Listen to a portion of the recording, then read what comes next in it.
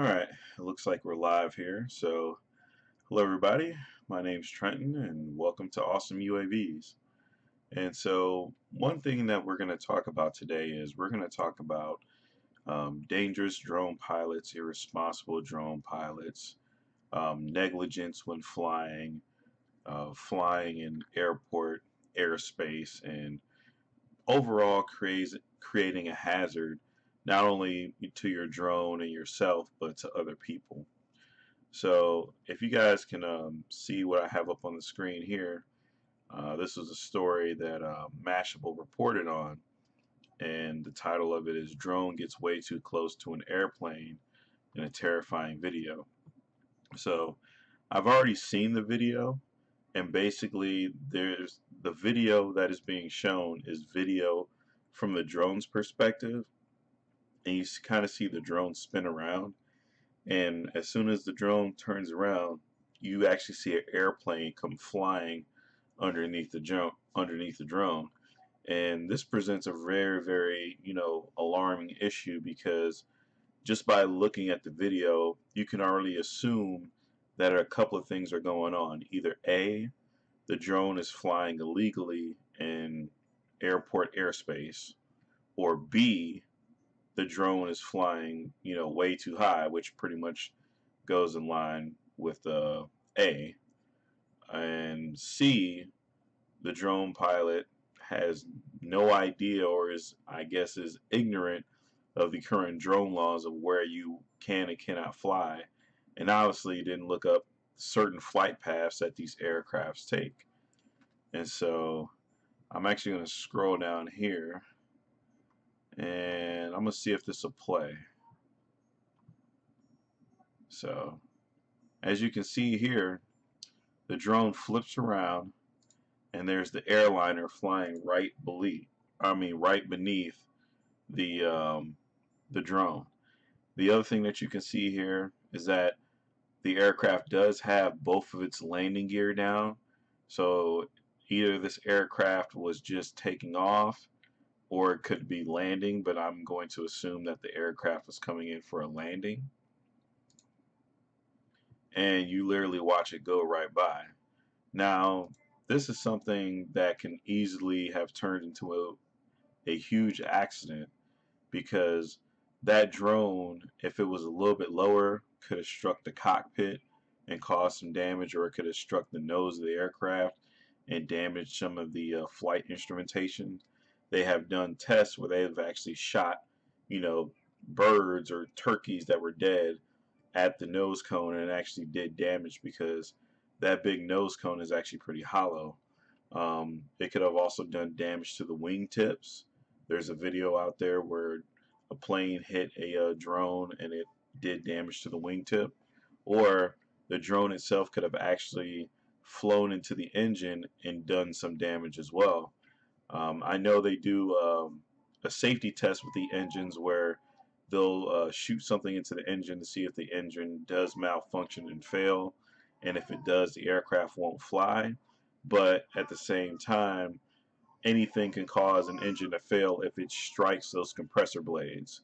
And so that's basically, a very, very bad thing. That's a not good safety thing to do.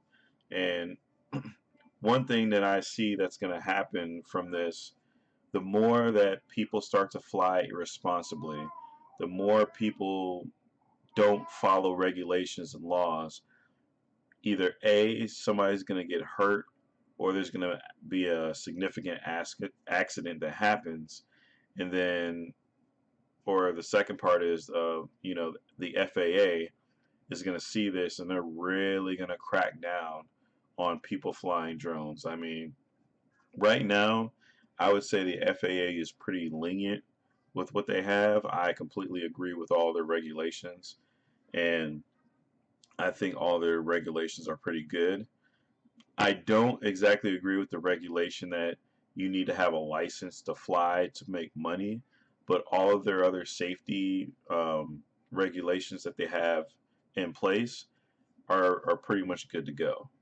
But if this stuff keeps happening, then I can see them, making it to where if you fly a drone you have to have it registered, and if you don't have it registered, there'll be a fine. Or if you're caught flying, then there will be a stiffer penalty, because nobody's going to accept the fact that somebody can go out and buy a drone for $500 and fly it negligently in the air and put other airliners, pilots, passengers, and put their lives at risk because people don't want to sit down and follow the rules, or they're too ignorant of the rules and how to be safe with the drones.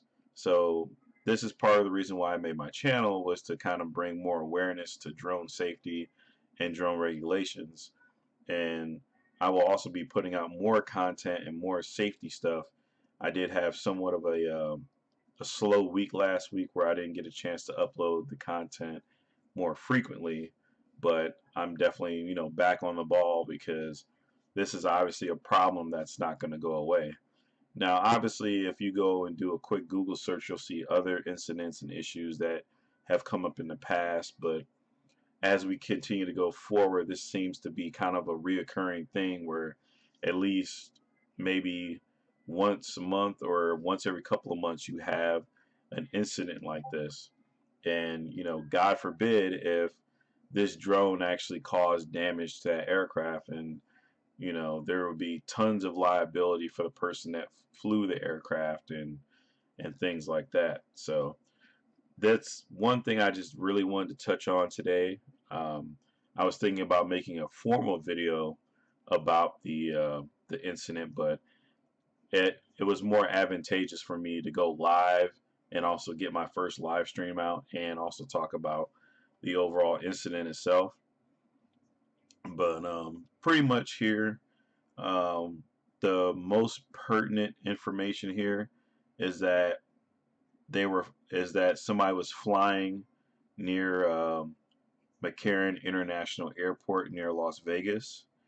And the other more important information is criminal penalties for flying unsafely can include fines up to $250,000 or 3 years in jail. So those are two things that they kind of hit on with this article. And then to do a little bit more of a deep dive into that, if you are flying a drone, whether if you're flying it, commercially or as a hobbyist or whatever, if you're flying it commercially, you should already know these rules. But first off, you should not be flying within 5 miles of any airport whatsoever. And even if you're going to fly within 5 miles of that airport, you must get permission from the tower. And usually, if it's a really busy airport or it's a big city, generally you're not going to get permission. And it really depends on what type of flying you're doing. Like if you're flying 50 to 100 feet off the ground and you're maybe just within 5 miles, then they may not care. They might let you fly. But at the same time, they have every right to tell you no. The other thing, and this is something that you always do to avoid this situation from happening, is do not fly your drone above 400 feet above ground level. So wherever the ground is, 400 feet above that and below. Do not fly higher than that. Most planes, when they're coming in for approach, usually don't break 500 feet until they get within 5 miles of the actual airport.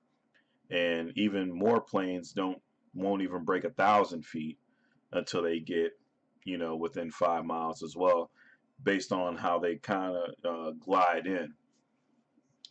And so those are two things that you can do to absolutely keep yourself out of harm's way. The third thing you can do is you can actually use the Before You Fly app, and that is a app that you can download or you can look up, and it will tell you the restricted zones that you are not supposed to fly in. And they'll also have the TFRs, which are the temporary flight restrictions. So, for example, if let's say Air Force One is coming through your town, there will be a notice on there that you cannot fly within a certain airspace. So those are things that you just need to check before you decide to go, all willy-nilly and decide to fly, because um, just like you wouldn't take a nitro car or RC car and try and weave in between traffic on the freeway, you need to be staying out of the way of these aircraft. Just just a general overall safety thing. And so that's pretty much it as far as I've seen this. Like, I'm pretty sure as things develop, we'll learn more about it.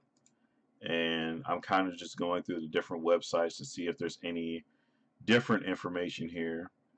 But most of it seems to be, kind of the same. Um, Also, you have here the Know Before You Fly website. So that gives you a lot of good information on where you can fly, where you can't fly, and things like that. And I'm sorry for the video there. But it looks like CNET did go a little bit deeper into their information. They have reported here that the FAA can fine individuals up to $1,437 for each violation of flight safety rules. Business fines can reach $32,666 per violation. Then there are criminal penalties of up to $250,000 and fines and 3 years in prison. So I think that's another thing I'll probably do a video on later on in the week or starting next week.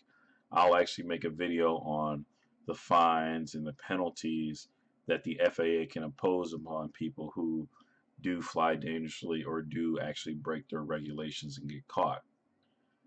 And so, yep, this is just another, just a brief intro. And I'm also going to check the FAA's website to see if they have anything in actual detail. So, let's see here. Let's go under, let's see, UAV.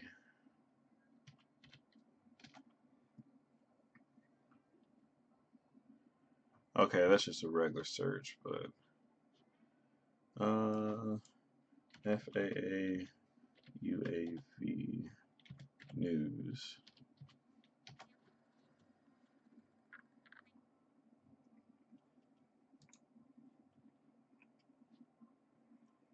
Okay, so they don't have anything up here yet, but like for example, when I mentioned temporary flight restrictions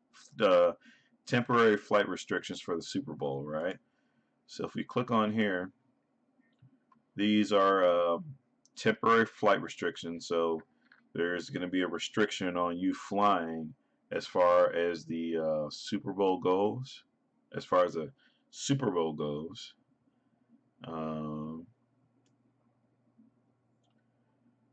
Yep, so it says more than 3,500 additional takeoffs and landings and nearly 1,000 additional aircraft on the ground are expected for the Super Bowl, which will be held Sunday, February 4th at U.S. Bank Stadium in Minneapolis. Special procedures including temporary flight restrictions and a no drone zone will limit flights around U.S. Bank Stadium in Minneapolis before, during, and after the big game. So basically, as far as the drone is concerned, or as far as drones are concerned, they pretty much have it listed here.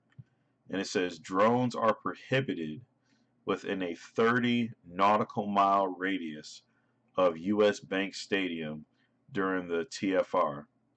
Pilots are encouraged to check all notices to determine where drones may fly. Pilots who violate the restrictions may be subject to penalties from the FAA or law enforcement. Drone operators are responsible for complying with all restrictions, notices, and other limitations. So what that is basically saying is that within a 30 nautical mile radius of the Super Bowl, you will not be allowed to fly. Period. And that TFR is going to go probably all the way down to the ground. I doubt that you're going to be able to call anybody and get any sort of permission to fly. Um, and I'm not going to go as far as to say that, if you're a hobbyist, like, well, I guess the best way to put this is if you're a hobbyist and you're going to fly your drone, then you should still know this, and you probably shouldn't fly your drone because they have this out there. So if you are pulled over by law enforcement and they decide to be some type of way about it and really enforce this, then you can get in trouble. Um, I think 30 nautical miles is a little bit ridiculous, but that's what they have out there, and that's what's set in stone. So if you're within 30 miles, just don't fly. You don't want to risk getting in trouble. But that's an example of a temporary flight restriction. Um, like I said before, if the president is flying in and they have a special path, they'll block off a certain amount of airspace where no aircraft can enter, like no airplanes, no helicopters, no model aircraft, no paragliders, none of that stuff. And the same thing that's going for drones.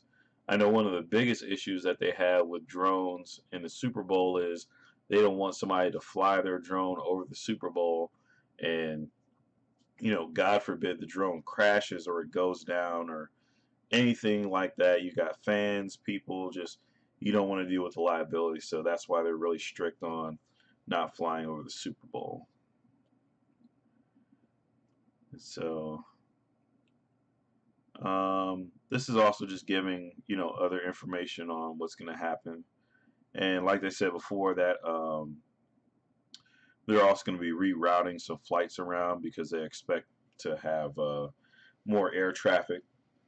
So that's probably the real reason why they got the 30 miles. A 30-mile radius is because they're redirecting traffic around, and they don't want anybody to crash a drone into an aircraft or anything like that. But this is like one easy way you can come here and find out, information directly from the FAA.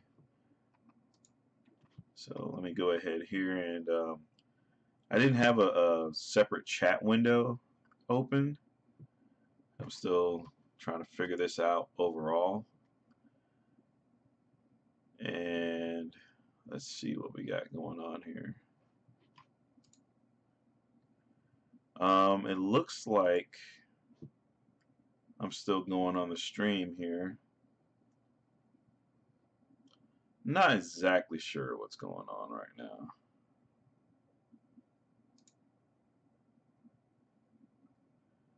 But is this saying? Yeah, it's still saying I'm live.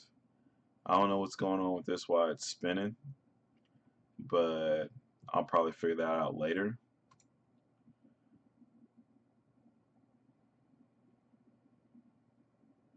And okay, I must have made a mistake somewhere. I don't know exactly what happened, but overall, that's pretty much just gonna wrap it up for this live stream.